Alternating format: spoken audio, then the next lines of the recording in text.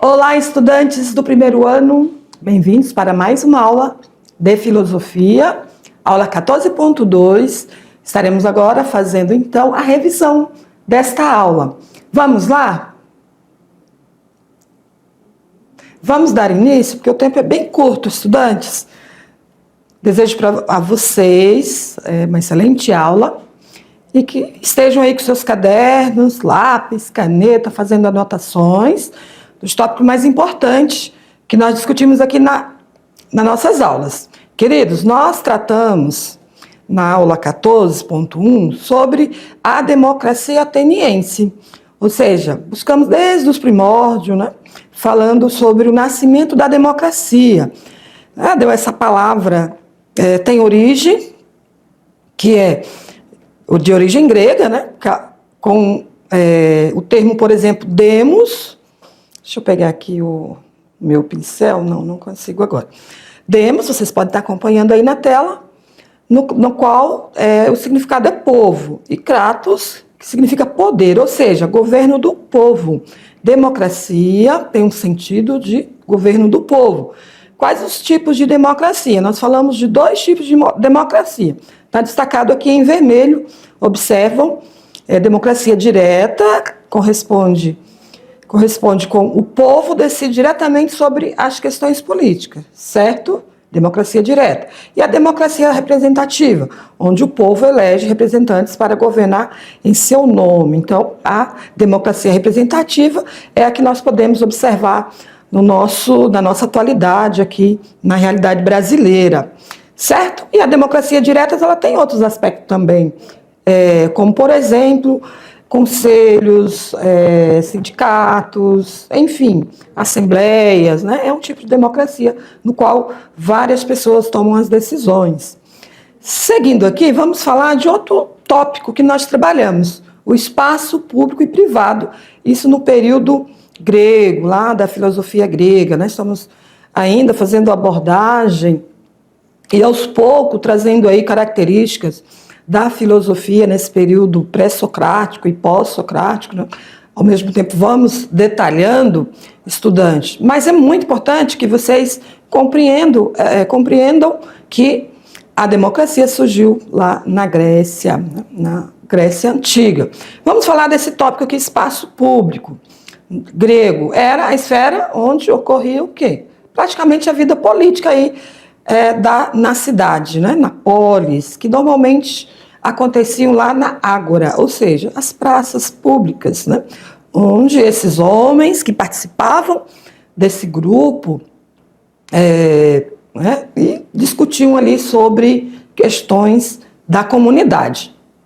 Na esfera pública, então, existe uma igualdade material, sendo que homens livres podem dialogar e emitir suas opiniões. Então, eles tomavam decisões em conjunto. E na esfera privada, como era a esfera privada nesse período grego? Era, então, pequena, se referia, então, à casa ali, à família, né? A casa, com o significado da palavra em grego é oikos, ou seja, da família, né? Era essa esfera pequena da família e daquilo que é o próprio ao homem. Certo? Então, lá tinha esse homem que era o chefe de família, que tomava as decisões ali no seu grupo familiar. No âmbito familiar, o chefe também ele não tinha qualquer limitação de poder, seja moral, ético ou mesmo normativo. Estudantes, olha aqui para mim. Vamos falar sobre atitude democrática. O que é atitude democrática para vocês? Conseguiram compreender aí o que é democracia? A democracia ela não é só para ser utilizada aí no contexto político, social, mais amplo, não, é também para a nossa vida, na nossa vida familiar, nossa vida em comunidade. Isso mesmo, nós precisamos ter atitude democrática, que é o quê, professora? É respeitar, né, os indivíduos, nas suas individualidades, nos seus direitos, respeitar as liberdades individuais, a participação, ser também participativo, ativo, também nas questões políticas. Muitos de vocês jovens, a partir dos 16 anos, já podem votar, certo? Então, também é a valorização da pluralidade de ideias e opiniões, né? A valorização da diversidade, de raça, enfim, são várias questões que nós precisamos ter atitude democrática, respeitar os outros, né? E para ser respeitado também preciso respeitar os outros. Certo, queridos? Vamos então dar sequência, vamos para as atividades. Muito bem, vamos para a correção das atividades. Espero que vocês tenham feito as atividades aí nesse momento na sala de aula. Podem também resolver antes, né? E já chegar na sala de aula com essas atividades resolvidas. E aí vocês só vão se reunir para fazer as correções. Então vamos na leitura da questão 1. A partir de 510 a.C., Atenas passa pela grande reforma democratizante, né? Democrática, aquela reforma democrática no qual explicamos, né? Com o passar do tempo, Atenas, né, foi buscando visualizar as questões humanas, a vida em sociedade, em comunidade, ou seja, na polis. Então, passaram então a ter ideias sobre democracia. E quem promoveu essa suposta reforma democrática foi Clisténio, um político e legislador ateniense da antiguidade. Com isso, ele considerava um dos pais, né, um dos pais da democracia, ou seja, pai da democracia ateniense. E sua importância histórica deve-se às reformas políticas que implantou na cidade-estado grega. Com base nesse texto, né, no qual discutimos na sala de aula, no momento da aula, a democracia, responda que a democracia ateniense refere-se então ao governo. O que vocês aprenderam sobre isso, estudantes? Essa democracia que foi se desenvolvendo ao longo da história, né, desenvolvimento aí das cidades, da polis, lá no período da Grécia Antiga, que utilizamos até hoje, né, a democracia que os atenienses criaram, serve até hoje, que se refere o que então ao governo do povo. Por quê? Porque o Estado ele precisa estar a serviço do povo. O Estado que eu falo, o sistema, né? Não é os políticos, né? A democracia tem a ver com o Estado democrático. São as legislações, as leis que regem o poder executivo, legislativo e judiciário de forma democrática em favor do povo. Então, governo para o povo. Seguindo aqui, vamos ver aqui a nossa chamada para as questões do Enem. Deixa eu passar direitinho aqui, que eu passei muito rápido. Decolando para o futuro, que é a nossa chamada, estudante, para vocês, desde agora, né, desde do primeiro ano, já pensarem nas provas, né, que vocês irão fazer futuramente do Enem.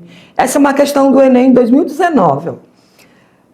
A soberania dos cidadãos dotados de plenos direitos era imprescindível para a existência da cidade-estado. Segundo os regimes políticos, a proporção desses cidadãos em relação à população total dos homens livres podiam variar muito, sendo bastante pequena nas aristocracias e oligarquias e maior nas democracias. Então, observamos aí que estamos falando de alguns regimes, né? Regimes aristocráticos ou aristocracias e oligarquias, que era um tipo de poder. Então, a pergunta, nas cidades-estados da antiguidade clássica, a proporção de cidadãos descrita no texto é explicada pela adoção do seguinte critério para a participação política. Qual era os critérios para a participação política? Liberdade de culto, igualdade de gênero, controle da terra, exclusão dos militares, exigência da alfabetização. Estudante, vamos observar que para participar lá do sistema político, tinha que ter o quê? A participação política, critérios para a participação política, exclusão dos militares, né? Eram excluídos os militares.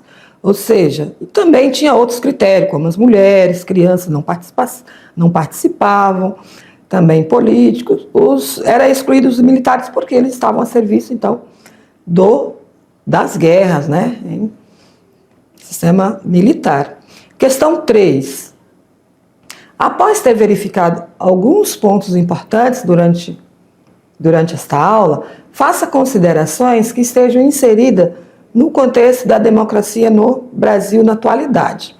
Então, tem um texto aqui prévio, né, para que vocês também baseiam nesse texto, mas vocês podem produzir seus próprios textos, certo? Diante do que vocês compreenderam e das suas experiências também.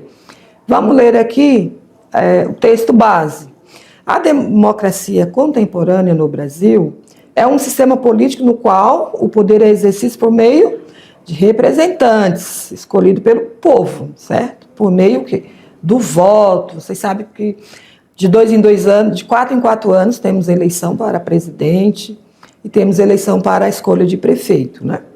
Então, deputados, vereadores, então, separado a de presidente para prefeito, né? Porque senão seria muita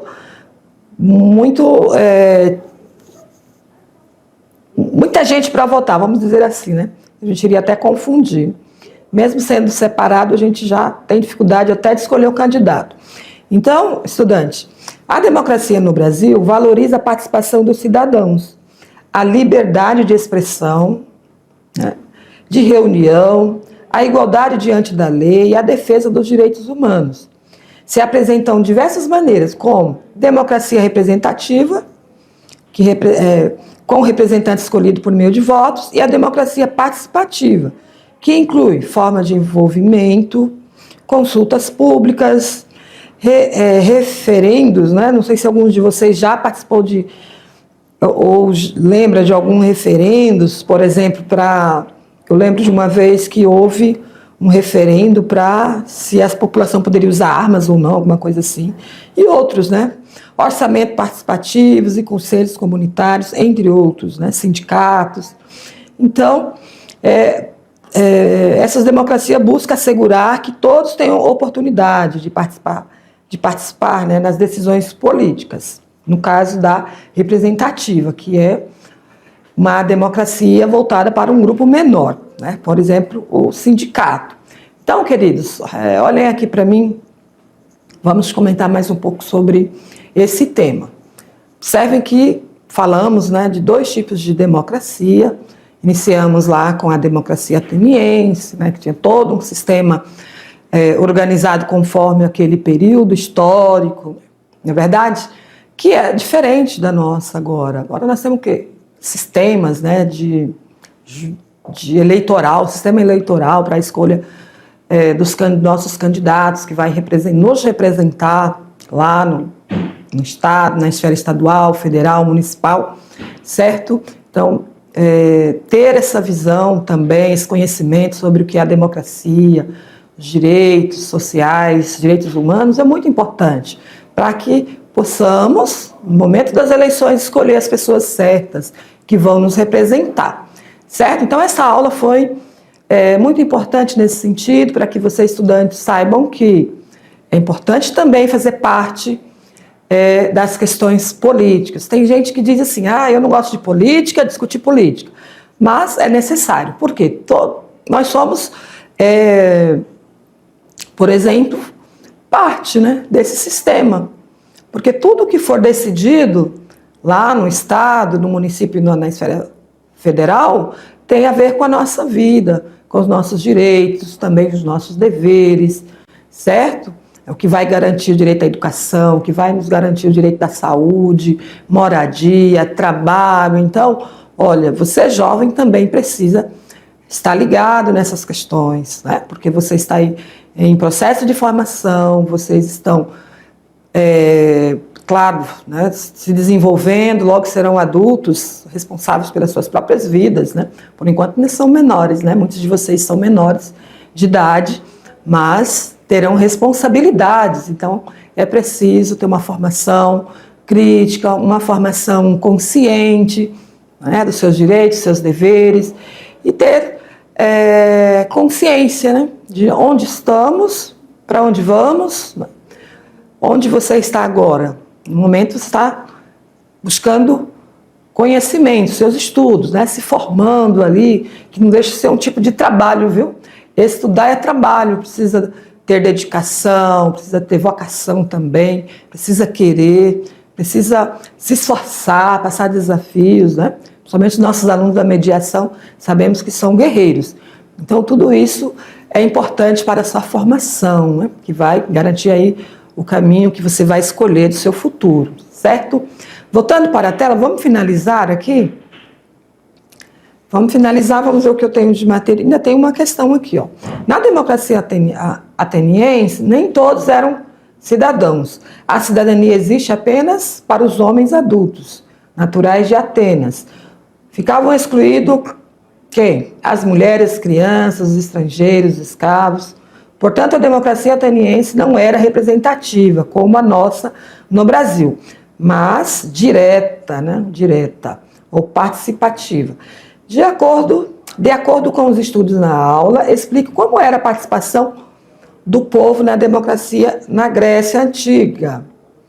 Era os cidadãos, né, era dessa forma aqui, ó, os cidadãos participavam diretamente nas discussões e nas decisões por meio do voto, mas tudo isso acontecendo ali na ágora, né, nas discussões, nas assembleias ali nas praças, né, na praça pública. Muito bem, o material complementar que nós temos aqui é esse vídeo sobre democracia ateniense, para vocês aprofundarem aí seus conhecimentos.